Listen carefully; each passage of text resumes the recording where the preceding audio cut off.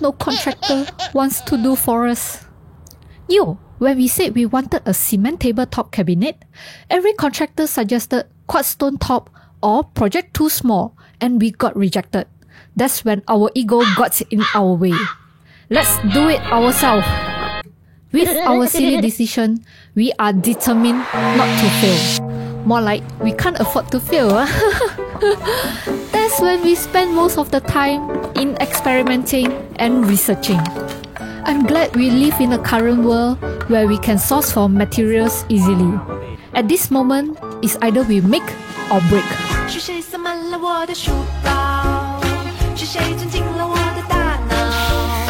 让我用魔术化来思考，分数是指标，分越高越好。是谁偷走了我的骄傲？